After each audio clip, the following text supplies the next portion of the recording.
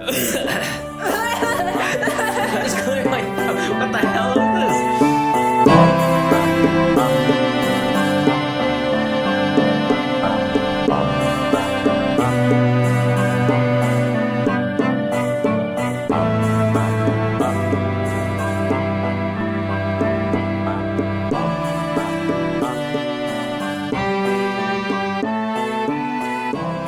And we're here to rank some common storytelling tropes.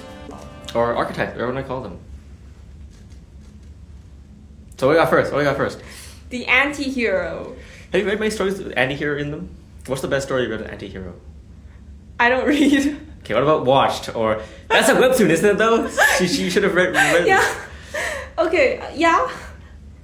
I think the anti-hero is probably one of my favorite, but like the thing I don't like about it is like sometimes people will justify the actions of the character, like even the bad ones, just because like, oh, they're the protagonist, so they feel inclined to justify their actions.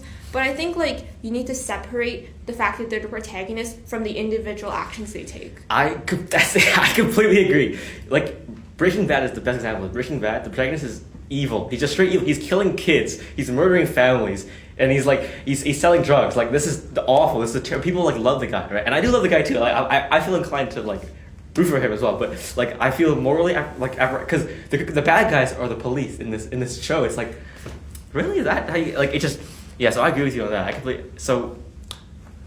Where do you want to put it? Like, where do you want to put it? Like, if there was a tier between A and S, I would put it there. Really? I love anti-hero. No, what? Actually, I think it's more of an A tier. Yeah, A tier. No, I think it's like a C or Okay. a D. Okay, let's compromise and say B tier. You want to? Okay, sure. B is fine. Fine. B is fine. Okay, loss of innocence. Okay, straight S tier. This is pretty good. This one's pretty damn good. S tier. It's pretty damn S good. tier. Yeah. Like, universally relatable. Like, Is it? Most people don't go. Is it really? Unless you don't grow up. That's possible, I guess. Yeah. I mean, most. Okay. Yeah. And it's like constantly relatable because you don't just like get like scarred by the world once, right? Everyone is constantly getting like, everyone gets scarred multiple yeah, times. you're like, because that's what life is. You're always getting the rug pulled out from under your feet, right? So it's like it's constantly relatable. So it's like I'm gonna sound like my English teacher. It's a observation of the human condition. I don't know though. Okay, well I feel like it's. I feel like we're saying it's S because like we're in that phase of our lives where these things are happening. No, you're always going to be in that phase. I don't know about that. Maybe unless you stop learning. Sounds like me, right? Sounds like me Stop right now. improving. Yeah, sounds like me right now. But I don't know. I feel like okay, like look at the image. That's Persepolis, right? Yeah. Yeah, that's a story about a girl, like a young girl, growing up, and I feel like the coming of age story is like intertwined with loss of innocence. So I feel like at that point it's like I wouldn't say it's S because of the fact that I feel like it's more liked by younger people. I mean, I guess we can't talk about this because neither of us are older, rolling in the ages. Yeah. Well, what about me? Oh yeah, grandpa. Yeah. Grandpa. But like, I feel like all the adults, like older adults I've talked to, like they say that like teenhood is just the beginning. Like you're always like getting the rug pulled out from under your feet. So I feel like it's still like very constantly like relatable. And I think the nice thing about it is like it's not, you can do it so many different, like a loss of innocence so many different ways.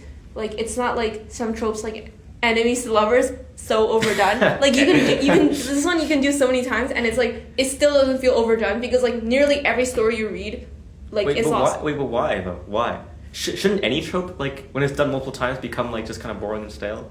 Why is this one special?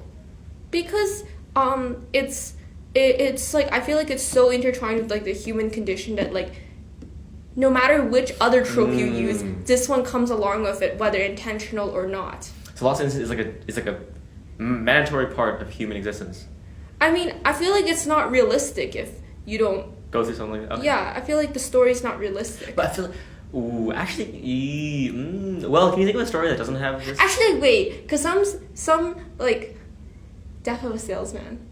I've never wait, not for. Oh, I read this a while ago. I'm forgetting. Not for the main character. The main character goes through loss of innocence, but his father is still stuck in that kind of stuck in his mindset of so his father is delusional and thinks he is destined for greatness, and so are his children, right? Mm-hmm. So his kids grow up thinking that they're destined for greatness because they're fed lies basically by their father. And then the main character throughout the story realizes that he's not all that his father has cracked him up to be.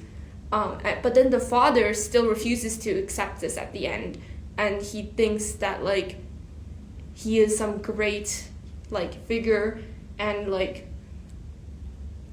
so I guess the father doesn't go through loss of innocence. He's still very innocent, very stuck in his, how do you say it? It's very childish? I don't know, yeah, I would say that's childish, Okay. Stubborn, refusing to accept reality. So I guess maybe... Can you think of a story, though, that the protagonist doesn't go through loss of innocence? Maybe not off the top of my head. Because I feel... Can you think of one? That's a funny face you're making. Well, unfortunately, no one can see it.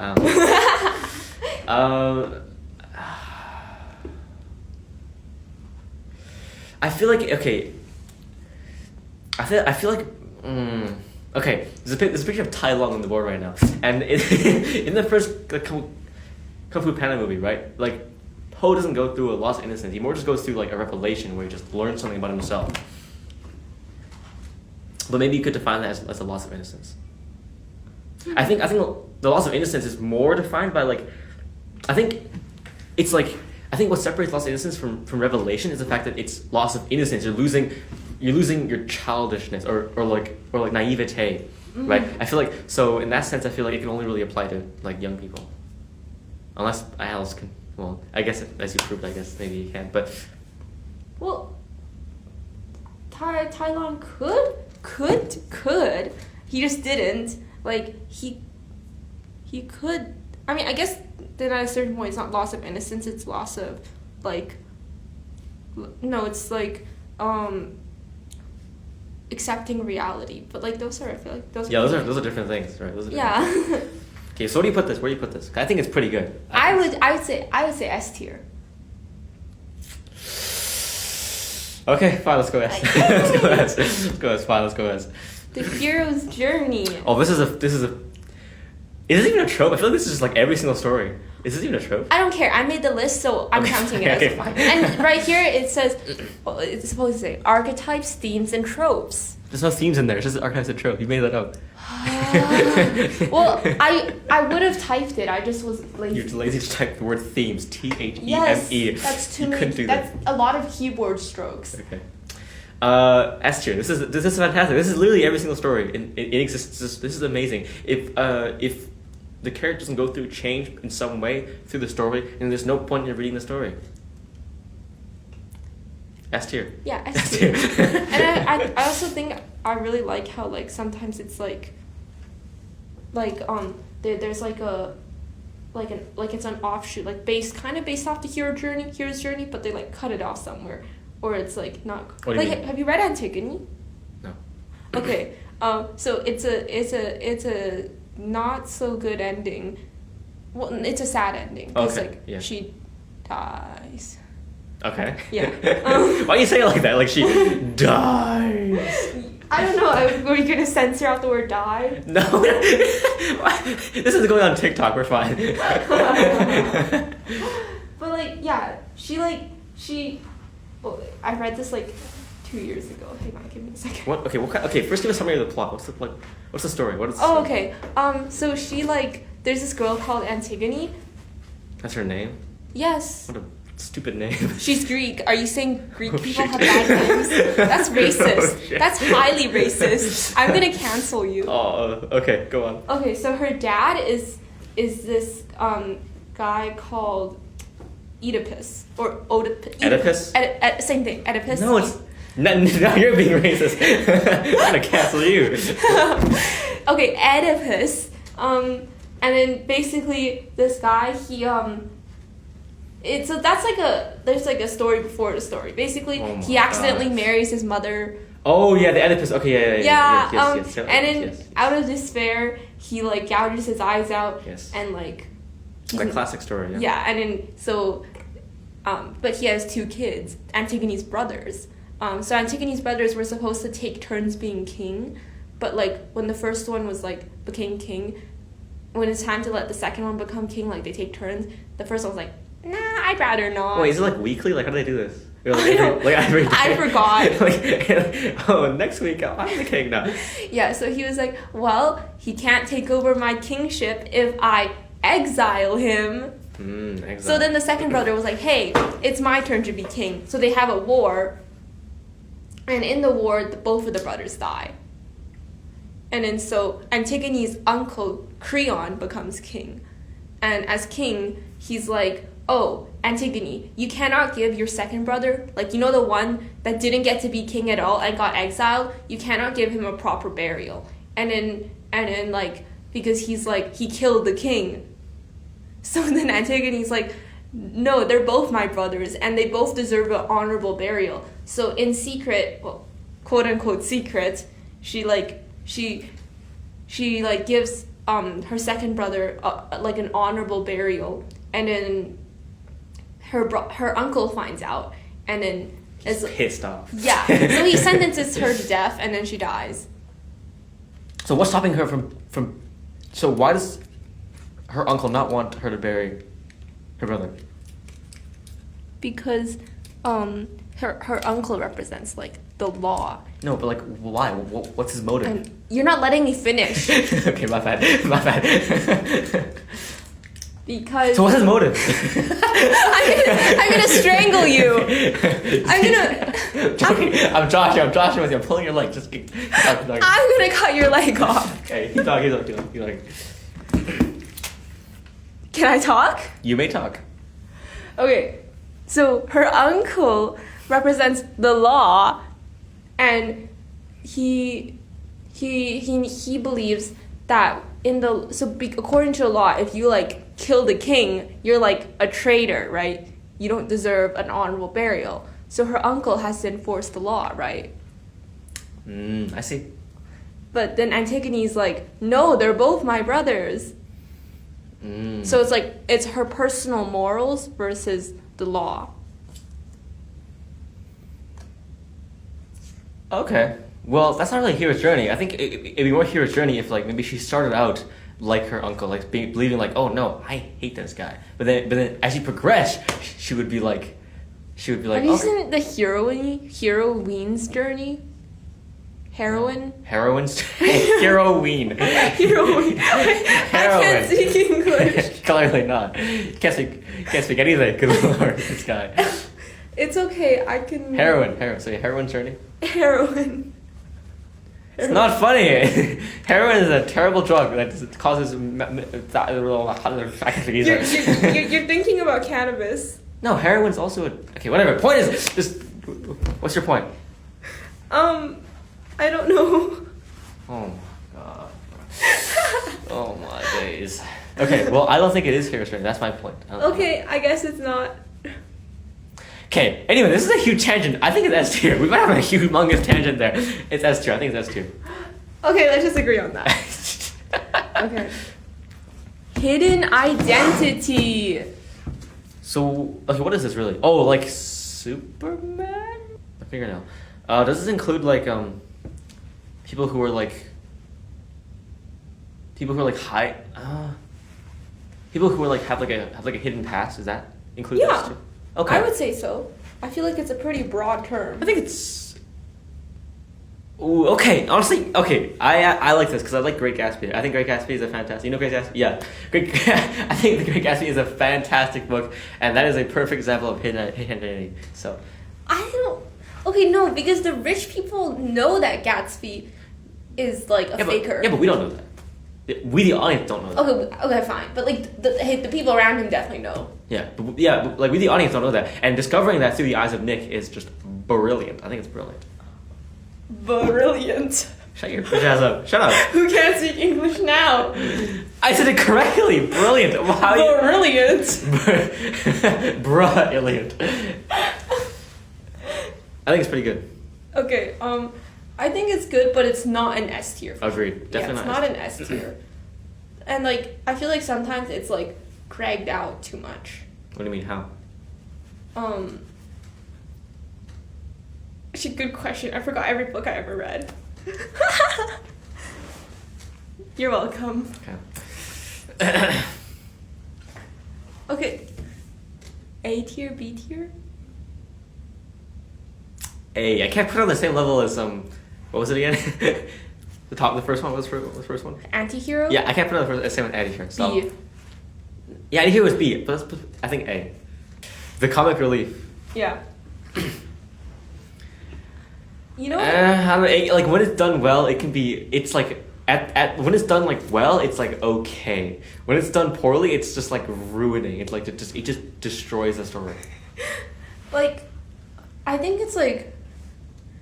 Yeah, but also another thing is like when like they want to like they're trying too hard to prove that they're not just comic relief. Like for example, Spike from My Little Pony. Hate this analogy. I hate this. Like they did an episode called Power Ponies, and it was like a whole episode on how like Spike is not just the comic relief. He's actually no, it was like partly admitting that Spike is comic relief, like they're partly aware, but then at the same time they still did a whole episode, so it's like part acknowledging, also part trying to prove like, oh, he's not just the comic relief. And I feel like that just wasn't necessary. I feel like I just watched a lot of My Little Pony. I feel like clearly, yeah. I feel like comic relief in general is not necessary. I feel like in most stories, like you don't need comic relief.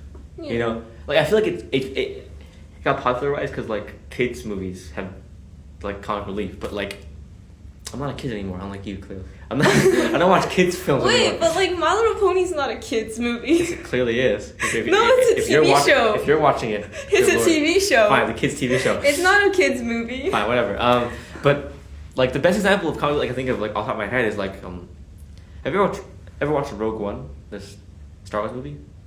Oh yeah, I was forced to for a class assignment. Good. But there's a robot in there. Yeah. The tall imperial robot. That guy. That's actually pretty. He's funny, and it's not too overbearing. But I feel like generally I don't like this. So. Yeah, I think it's like okay, but it's like doesn't add that much. No, I feel like it never really adds. It just adds a laugh, but like it never contributes to the story. It never does anything. Like I feel like it's just not good. And like you can have like a character who's like relevant to the story, and they can be sometimes a comic relief. I think that's when it's done really well. Like like Grover from Percy Jackson. No. You have no childhood. I've watched better things. I've read and watched better things. Better than My Little Pony? Yes, My Little Pony is probably an ass show. No offense. I said probably. Probably. Such language. Yeah, I know. Well, I think it's okay. So first we're gonna rank it. Oh, okay. C or D? D. Let's go D. D tier. Yeah, I hate it. I don't like it. It's not good. The Chosen One. This is an ass one. I hate this one. I think it's terrible. Okay, but the one thing that's nice about it is like it helps like little kids like self-insert themselves into the character, and then so they can like be more immersed in the plot, so they feel like they're the main character. Is Harry Potter your favorite example of Chosen One? No, I didn't even finish reading the series. Is it Percy Jackson then? I don't know. The last time I read the series was too long ago. Okay. Well, I think there's a series that does this really well. Is ever read Dune or watched Dune? No. Okay, but have you heard of it before? Dune? Yeah. Okay, Dune has a fantastic Chosen One because it plays off the idea that he might like, or like, the Chosen One like could bring about like great prosperity or great danger. Ah. Right, and I think that's and it's true. Like okay, so Dune, there's like a prophecy that this guy's gonna come, and he's gonna basically like he's a chosen one basically. and he's gonna lead an army and kill millions basically, but he'll also be like the most powerful, and also like after this reign of terror, he'll bring peace to everywhere basically. And it's like, but there's also this side plot where like these prophecies are made by like the elite to control people, to keep them in line, and like I think that's a much more interesting take on the chosen one idea. I don't like Harry Potter that much. I don't think it's that good. I don't know. I didn't finish reading the series. Do you know how it ends though? Yeah, I read the Wikipedia page. You read the Wikipedia? You didn't watch any videos on YouTube? You read the Wikipedia page to find out how it ends. I forgot. I read the fandom page, not the Wikipedia page. Because I was curious how it ended. You didn't watch a YouTube video or anything? You didn't like see it? You just so much work. So you read a fan page instead of watching a YouTube. Oh my days. Oh, so much work. Okay. Well, I think it's pretty bad. I don't like this very much. If you asked me in grade 5, I would have said S tier, but like. Well, thankfully not in grade 5 anymore. Yeah. I would say D tier. Agreed. Now, enemies to lovers. I've never actually read a story that has this before. Really? Never. So I have no idea what to think about this. I'm actually not sure if I read one like this. But I've watched yeah. like a movie with it, and then like a show with like enemies to lovers. I think it can be done well, like there is something very like interesting about like the tension between like a character having feelings for another character, but also like having a reason to hate them at the same time. There's like, it's very interesting, like, and I feel like Go on. No, and go it on. speaks to, wait for it, the human condition. Just some messed up bullshit.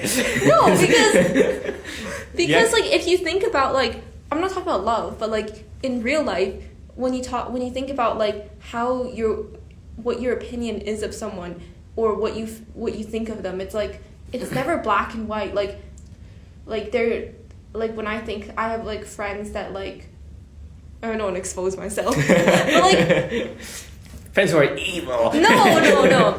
Like they're wicked people. Like they can do some very cruel things, but they can also do like they can also be very kind. Now I'm just talking about morally gray, but like bear with me. Yeah. But like I feel like why people like enemies to lovers so much is because like it like speaks to, wait for it, the human condition.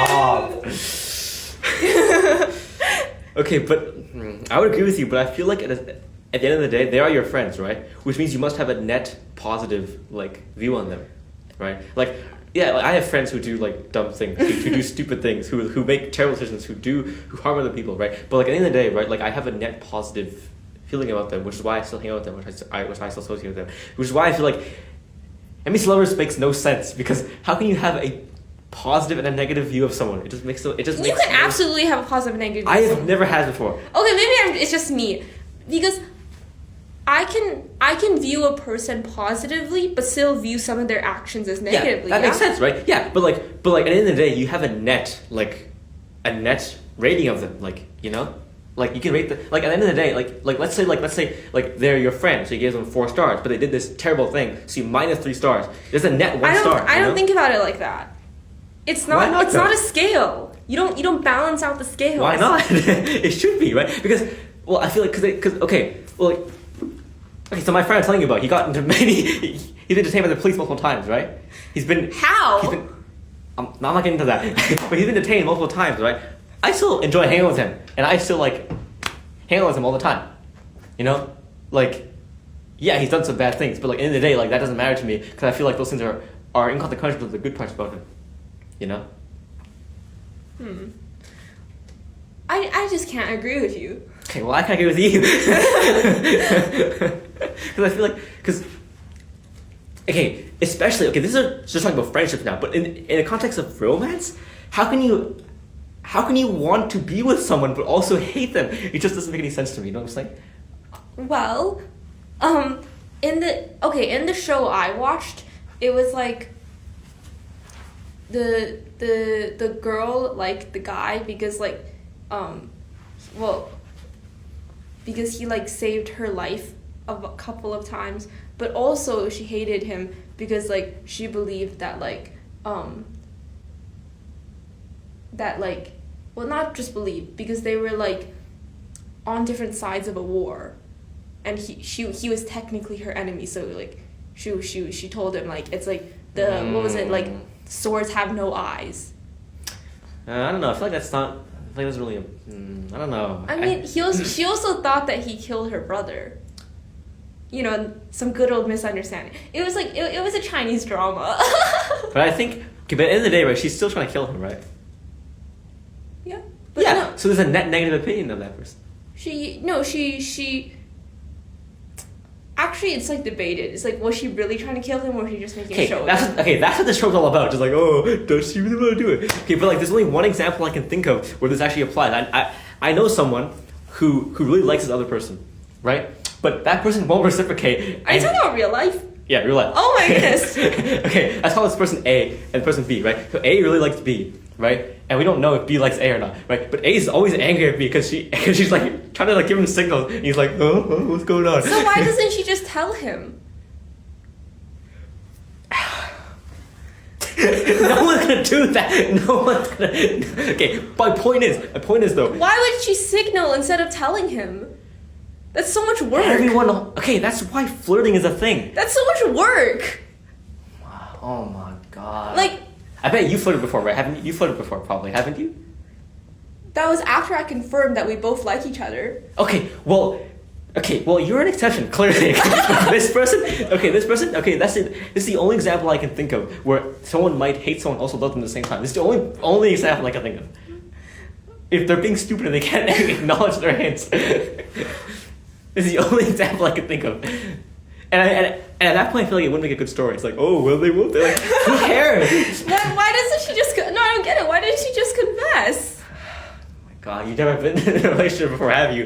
God damn. It's awkward. It's just like... Okay, this is getting to... I'm sorry. It's getting into romance here. We're not talking about romance here. But... Point is, I don't like this trope. I don't like... I think it's useless, pointless. I would put it in... I actually would not put it in F. I would put it in D just because it can be done well, but very rarely. Like, because most of the time, it's just an excuse to, like, put a bunch of PDA in there. Or, like... True. Like, true. Yeah. I feel like I can't break your will to put it in D, so I'm gonna go with D as well. Oh, yeah. No, like, that's why I don't read enemies to lovers, because I'm like, even if you don't tell me there's like a kiss scene in there, I'm gonna assume there's one in there, so I'm not gonna pick it up. Wow, damn, okay. Okay, sympathetic villain. Okay, I have thoughts about this one. Okay, go ahead. I think it's often done well, but I think like the issue is like when people there's a difference between making a character like humanizing the villain versus making them like sympathetic. I think there's no need to make every villain sympathetic, and I think it's overdone. Oh, so what's the line of sympathetic and humanizing? Because I feel like those are very similar things. Have you seen Hunchback of Notre Dame? Yes, you told me about this. Yes. Okay, so you know Cloud Frollo, right? Yeah. So I'd say he's a villain that's very humanized, but he's not sympathetic. Like, he's humanized in the way that, like, Seems real? Yes, like, you can see how, like... Because, like, with other villains, you just feel them... They see, like, they're just, like, one character trait, which is evil. And you can't really... You just see them as a monster. But, like, the thing about Frollo is that you don't see him as a monster. He is very much just an evil human. And you can see how, like, a real-life human could easily fall into that path. And that's what makes him really scary, because of how real it could be. Okay. So, yeah. I see what you mean. So is like you feel bad for them. That's sympathetic. Yeah. And humanize is like you make them real, like not just one-dimensional, just like evil, evil, evil.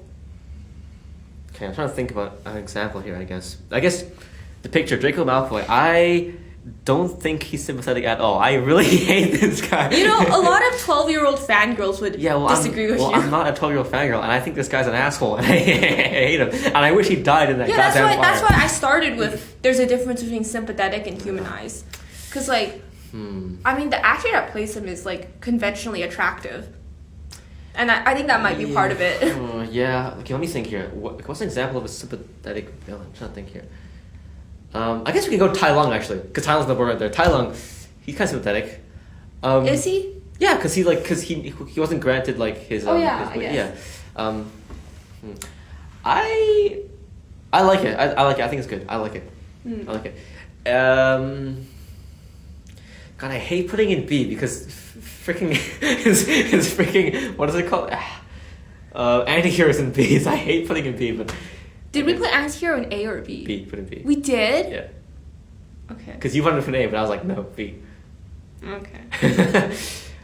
I'm willing to go B on this. I'm stuck between C and B. You hate it? Really? You don't like it? Like, I think it adds a lot of depth to the story, but I think a lot of times it's like not needed. Like some heroes just leave them evil, humanize them, but don't make them sympathetic. But I feel like sympathetic is like, it's good though because it gives you two sides to the story. Yeah. Yeah, which is really good for teaching morals. Okay. Oh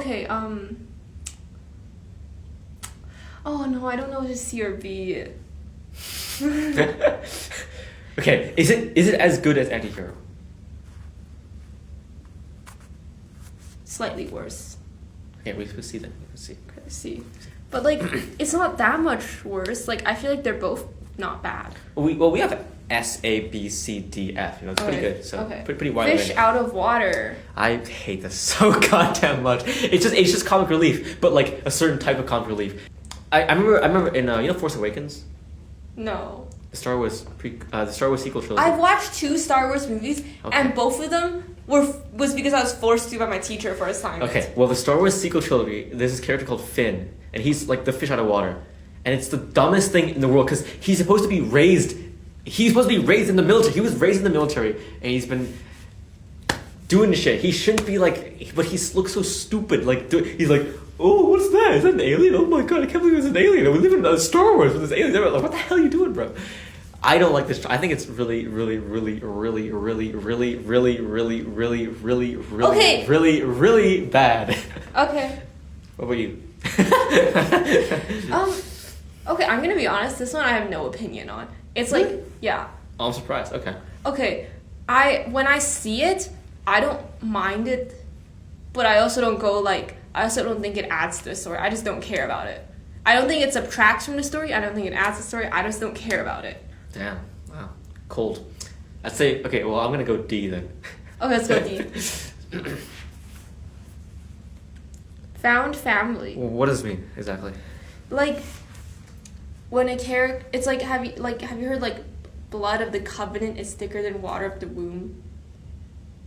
So it's like family ties are the strongest? No! Like the family that you choose, like... Is stronger than the family that you were born in. Yes. Okay. Yes, like family.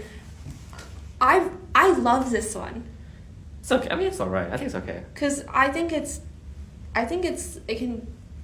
it's deeply relatable. I just go based off of like whichever ones I find relatable. Because I'm a self-centered person, so I just like this is like my ranking. Mm-hmm. This is not a ranking for other people. This is a ranking for me. Mm-hmm. I love being self-centered. A different one. Okay, have you read Percy Jackson? I've already answered this question. I have not read Percy Jackson. Brother, you've never read anything in your life. I've read a very... Actually, you're right. Maybe, yeah, you're right. No, you're right. Let me think here. I feel like I know a lot of stories about this, and I think they're all pretty good, but I feel like it's kind of cheesy. Like, I like it. It's a cool idea, but, like, it's just...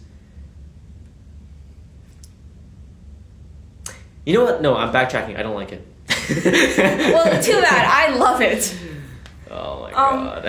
I not S tier though. I After you said like, oh, I love it. Not gonna put an S tier. A tier. Okay. Because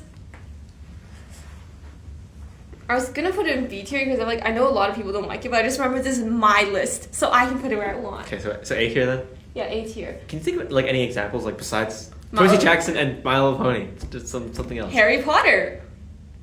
Ooh, that is good. That is a good one. Yeah. But that's like. But I feel like it's more appealing. It's like if it's like. Actually, I don't know. Harry Potter, like his parents are abusive. Like that's objectively like just a bad family, right? But I feel like it's more interesting if it's like not objectively a bad family, but just like a family you fit into more. You know what I'm saying? I mean, yeah, but I feel like regardless, it's still like very relatable. Like no matter like if it's like the extreme example of like a bad family. Or I feel like no, sorry, go on. Because like I feel like many kids could like the reason Harry Potter is so popular is that he's like kids can like self-insert into him, like they can like they can like they see themselves in Harry Potter and like just in a more extreme form, you know, with spells and stuff. Yeah. So like like maybe it's for them it's not an abusive family, but maybe like they don't feel they fit in at school or something.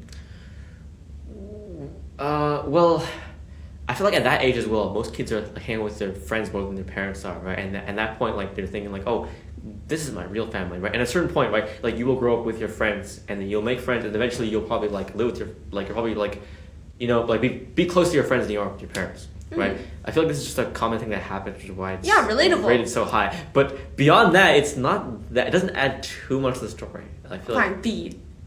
Well, it's your list, so let's put an A. B tier, B tier. No, it's your list of it. So you said A. Why not? You said A. You love this trope, so put it in A. Because I don't want to put it on the same level as Antihero. Which is B. Wait, what? So put it in A. No, I'm putting it in B. But you say you don't want to put it. You make no sense. Put it in A. Okay, because although this is my list, I'm gonna backtrack for a bit. I'm gonna backpedal. I realized that maybe it's just me who really likes found family. What the hell and it's not objectively good. Harry Potter is the most sold book series I think ever, isn't it? Yeah, and people are always criticizing Harry Potter. Because the author is an asshole, that's why. Well, also for like because like there's I haven't looked too much into this. I should look into it later. It's like ableist themes because of the squibs, and then like also it's kind of racist too. Yeah, I think it's a B tier because like I guess I'm thinking about like the offshoot on this. I'm thinking about like why would you not put it in A? Shut up and let me talk. Because I think like another part that's like actually never mind. Can you just cut that part out? What part out? The part I'm talking about. The part I'm about to talk about? Like right now. Like. Okay, you go on. What's going? Okay, yeah. B. B tier. Fine. B. Okay. False friend. Can you explain this as well? Okay, so this guy, that's Luke Castellan from Percy Jackson. Mm-hmm. And... Oh, so it's like betrayal, I guess? Yeah. Okay. And so when Percy first arrives at Camp Half-Blood, at the beginning of the book, is it called Camp Half-Blood? I haven't read it in so long. I think it is. Okay, Yeah. I haven't read it in a while. Because that sounds familiar to me, which means it must be true. Okay, yeah, because I haven't read it in a while. Okay, yeah. Like, he's like, whoa, new environment, hard to adjust. But then, like, Luke is very welcoming to him, and, like, it's kind of like a mentor figure to him, because he's, like, a little older than Percy, and he's been at the camp longer. But then at the end of the book, the first book, Luke tries to murder Percy. I mean, Percy gets saved, but he was still trying to murder Percy.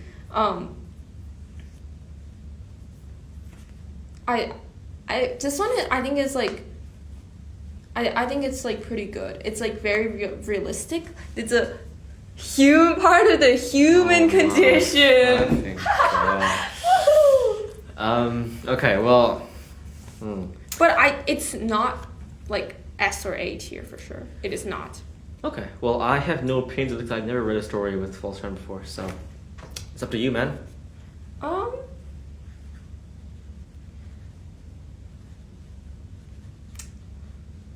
I find this one pretty like inoffensive. Like it's relatable, but like it's like He has been false friends before in your past betrayals.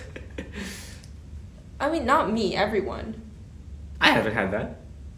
Maybe you are the false friend. Maybe I am the false friend, betraying my other friends.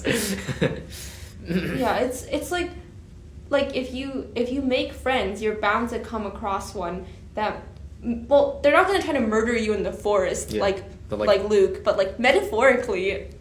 But that's kind of like a terrible person. Yeah. I mean, it's like people say that it's like morally gray because like Luke was under like the magical control of like a different. Like he was? But Wait, like, so then... But he also had like a good amount of personal will. So it wasn't like completely under... Like he definitely like had... If he really didn't want to murder Percy, he could have stopped himself. Like, I'm just saying. So it's like... So when people say that like he's not responsible for anything that he's done, I'm like, no, he's still responsible. Like you can take into account the fact that like... Okay, I'm going off track. I just want to talk about Go on. Yeah, but like he's still responsible for like the actions he did at the end of the day. Like you can take into account the fact that like he wasn't completely like doing them completely of his will, and he was being controlled by like Cronus with like magic and whatnot, because like Cronus was like co-inhabiting his body. Is it Kronos? I don't know. Okay. I thought we established I can't pronounce English. Yeah, but like because Cronus was like co-inhabiting his body, so but still, he still did those things like up until Cronus like completely inhabited his body. He had some level of like will, like control. So yeah.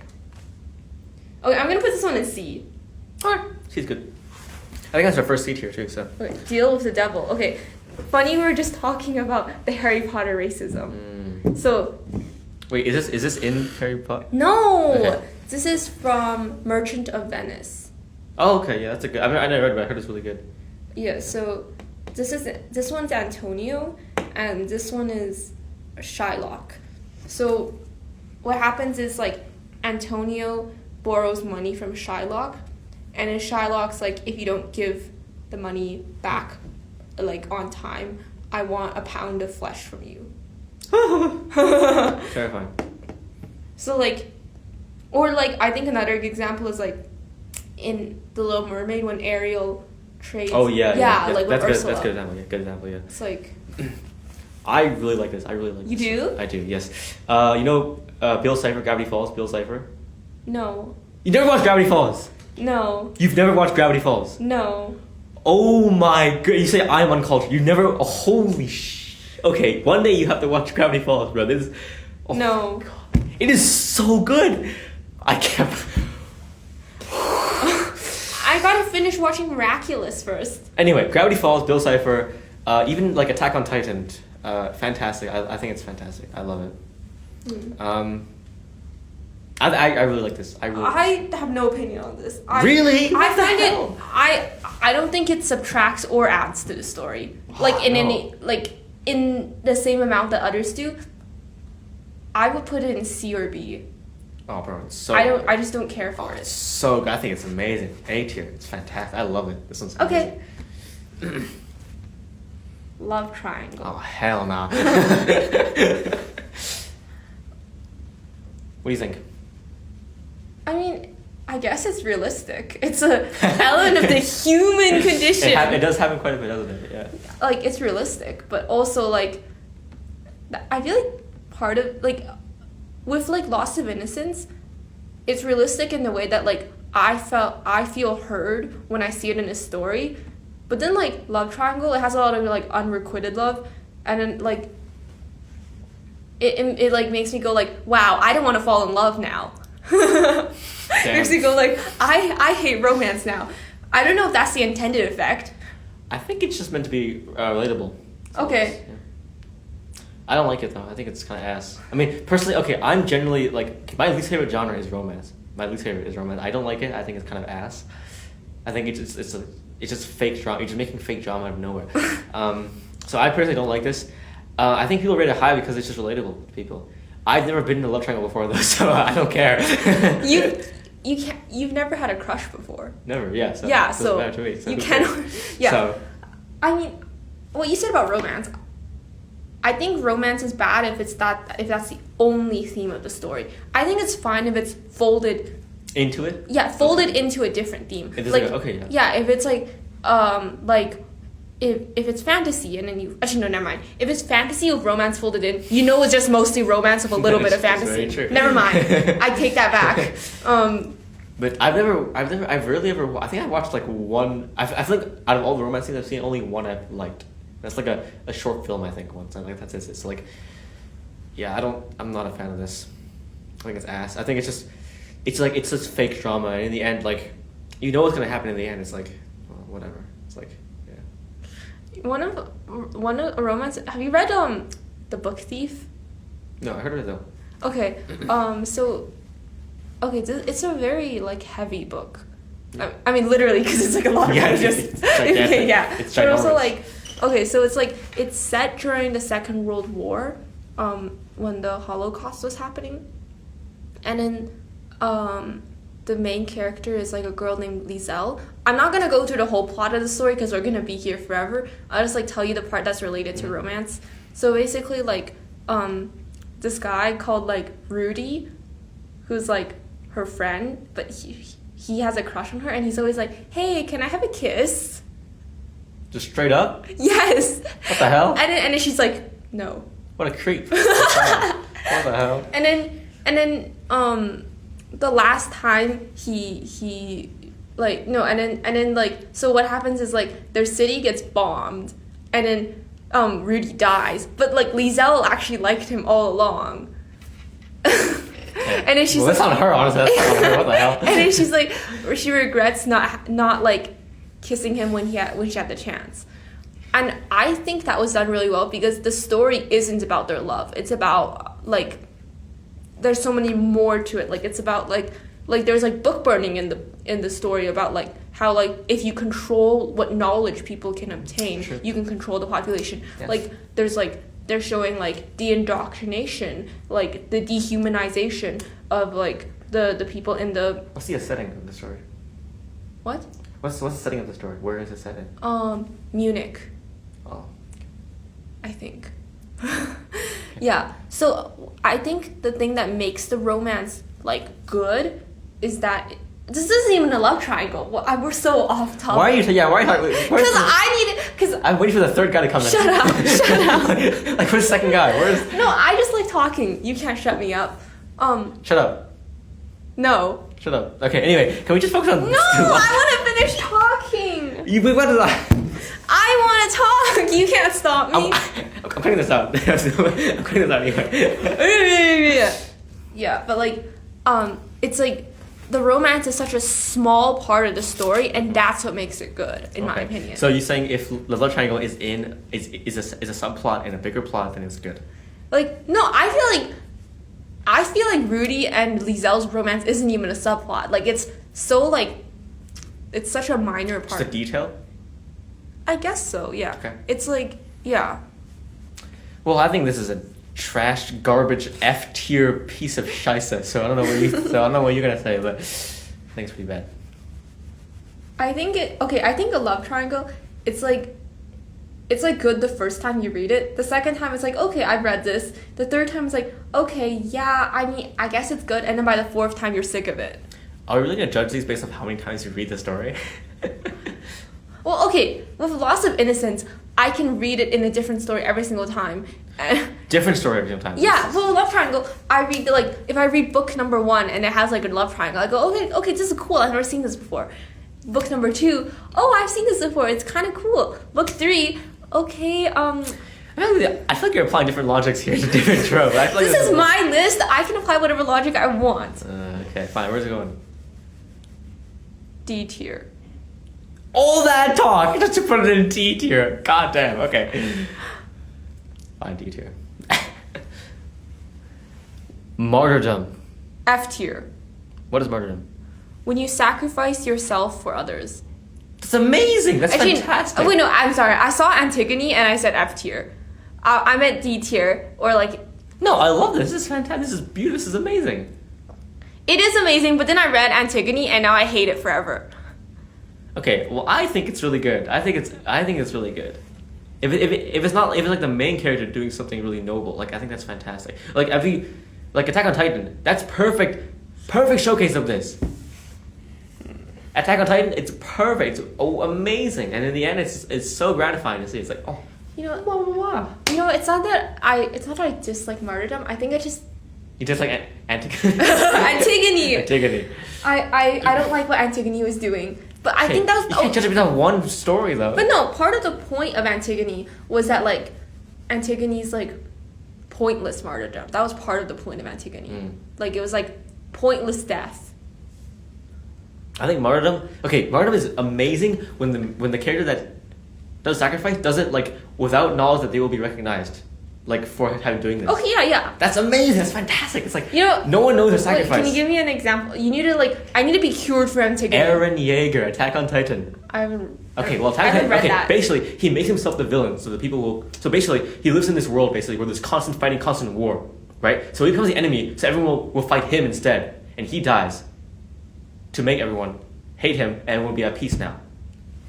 And so everyone grows up seeing him as an enemy, but in the end, he made a sacrifice to cure the world. Okay. To cure the world of violence. Well, in the end, it's revealed it doesn't matter because violence always prevails. But like, still, it's still pretty beautiful. It's still pretty beautiful. Make a story about that. Violence always prevails.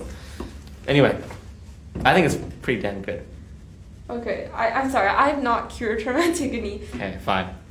Because I forgot the plot. I just remember I was like, Antigone, why are you sacrificing yourself? That's the only thing I remember. Because it was like,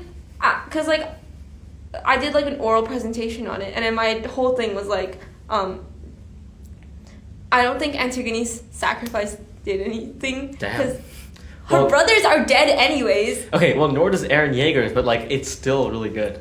It's still fantastic. It shows moral character. No, but the thing is, like, Antigone's sister goes to, like, convince her and is like, you know, like, don't do this. You're gonna get yourself... Because, like, she's not... Okay, Antigone is being kind of selfish, right? Her sister has already lost 2 brothers and a father, just like Antigone. And she's putting herself in a position... Her sister? Yeah, Antigone has a sister. So it's the same brothers? Yeah, there's 2 brothers and 2 sisters. Okay, go on. Yeah, go on. Yeah. So she's being very selfish. She's putting her sister in a position where her sister has already lost 2 brothers, and now she's gonna lose her only sibling left. She doesn't have a father, just like Antigone, and now her sister's all alone with a dumb uncle. And then she also makes her sister feel bad for not burying their brother with her. She's like, hey, you should come illegally bury the brother with me. And then her sister's like, no, that's how you get killed. And then Antigone makes her comes off as like all morally superior, like, oh, you're gonna obey the law. I'm gonna do what honors my brother. But like, she's not thinking of her sister at all when she does this, okay? So like, in a way, her martyrdom was low-key selfish. That is one case study across. I'm sorry, I have not recovered from Antigone. Well, I have. You never read it. I've never read it, exactly. So I don't care. I'm putting this in A. I think it's fantastic. No, I'm putting it in B. Okay, fine. You and your stupid ass opinions put it in B. Unreasonably stubborn authority figure. What? Actually, you know, Antigone, her uncle. Is this? Yes, her uncle is this. But the picture's not her uncle. But like, clearly, it's a Chinese man. Yeah. I think the best style I got of this is maybe like Umbridge. You know Umbridge from Harry Potter? Umbridge? Yeah, I think that's probably the best example I got of this. And I think Umbridge is a fantastic villain because you really, really, really hate her. She's a better villain than Voldemort. So, yeah. I have no opinion of this because I rarely ever read anything about this. So, you can shoot, man. I put it in C. Okay. Yeah.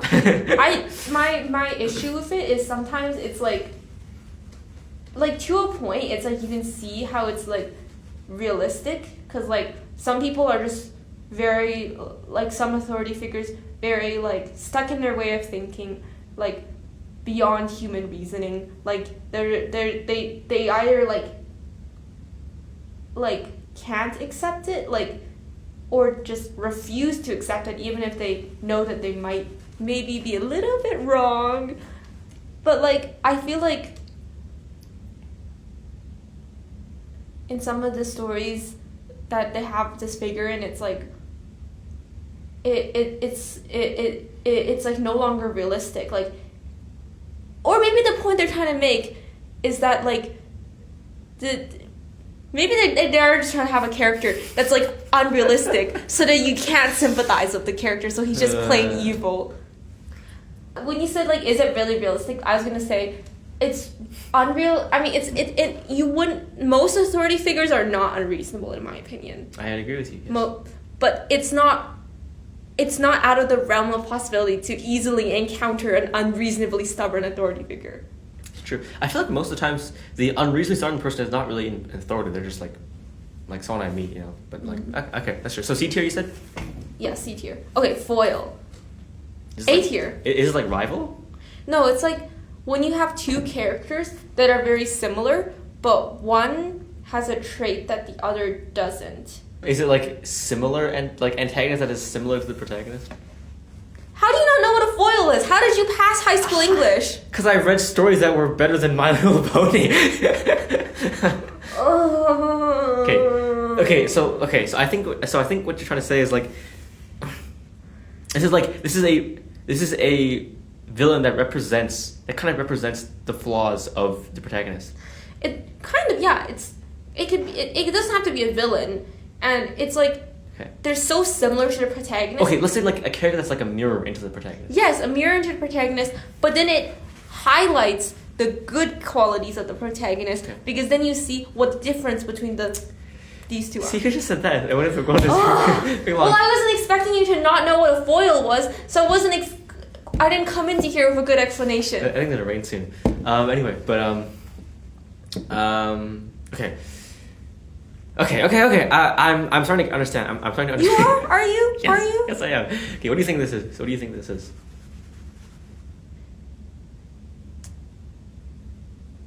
B tier. I think it's very good. I think it's better than B. Because I think the self-reflection aspect is fantastic. Oh, I was gonna put it in B tier to accommodate you. No, I think it's fantastic because self-discovery is a fantastic trope. I love self-discovery. I think that's a fantastic trope. Mm-hmm. So, I think it's pretty. I think it's pretty good. I'd say A. Okay, what's your real answer? Not accommodating to mine. Okay, A is good. Okay, A is good. Okay. This one's funny. The femme fatale. I don't know what that is. What is that? Okay, it's like a beautiful woman, and then she like. There's no handsome man trope. What the hell is this? And then a guy becomes like obsessed with the beautiful woman. He's like, oh my goodness, so beautiful. And then because of his like love for her, he like he meets his downfall. Oh. Like, I guess like Great Gatsby. Sure. Okay. Or like, have you know the story of like Samson in the Bible? Oh yeah. Yeah, like. He falls in love with the woman and he cuts his hair off. Yeah, like because of her, he gets his eyes. Yeah, you know what? Never mind. Yeah. Anyway, yeah, but yeah. I've rarely read a story like this before. Really? I guess the only one I can think of off the top of my head is. Okay, there are a lot of old-fashioned ones. Yeah. Like so the example I used was from another film I was forced to watch in class. It was like the Maltese Falcon. So basically, this woman over here, Ruth Wonderly, she's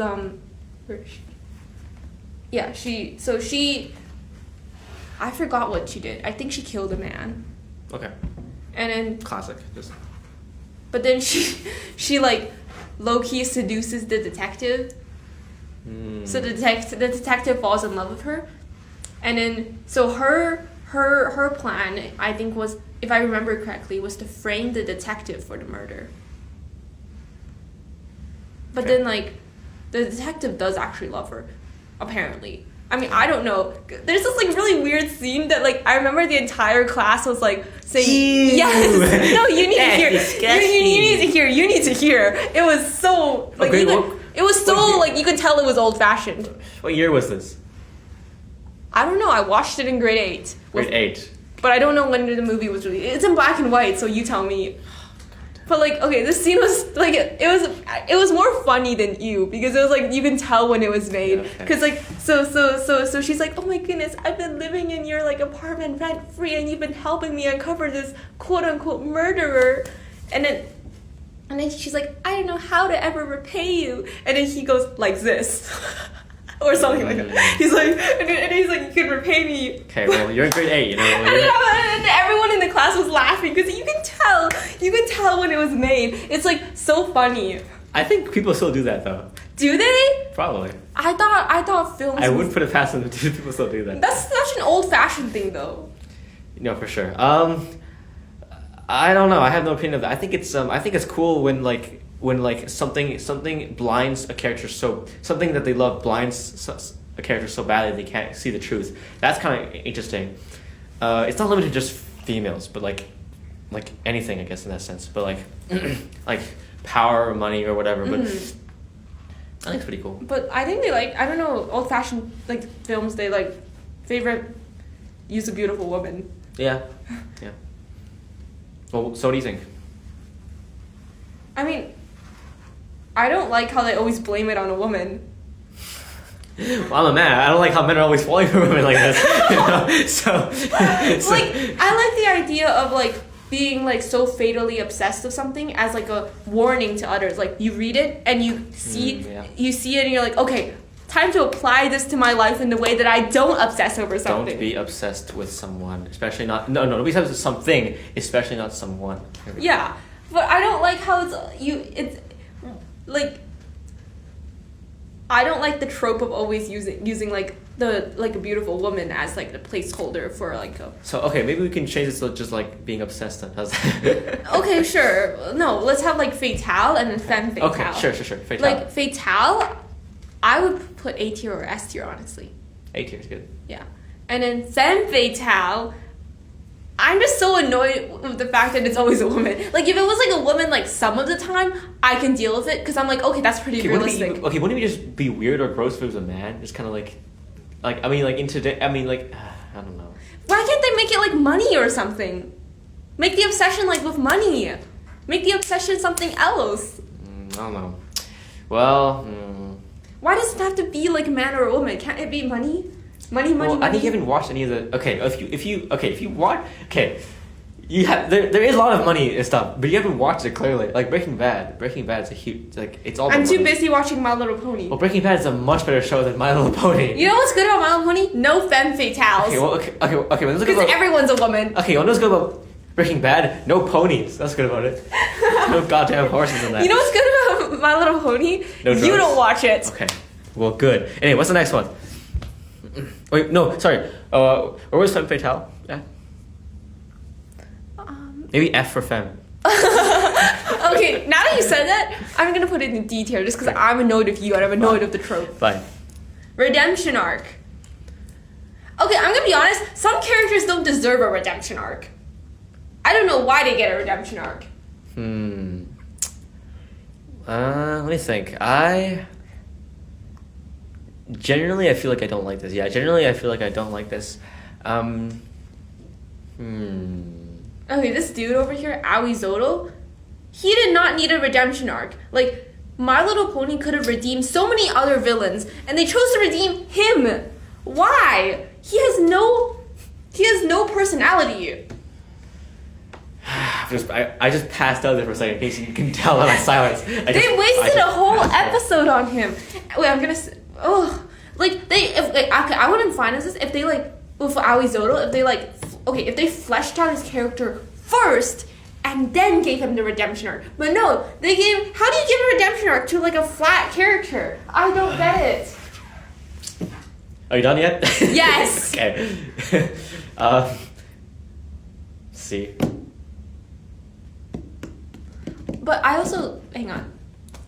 I also like this one because it gives people hope that if you mess up in your life, you can still be redeemed. If you murder a family, I don't think you should be redeemed. You should always live with the consequence of that.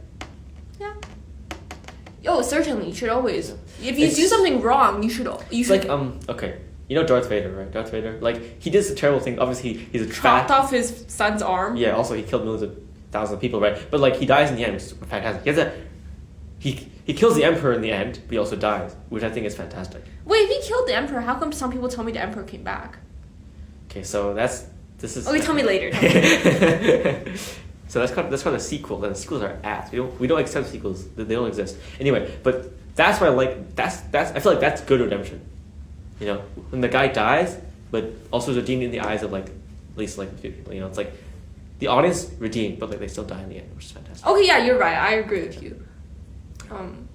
Because I feel like in the context of the universe or the setting they're in, like they should be forgiven in some cases. I feel like it's unrealistic for people to forgive them.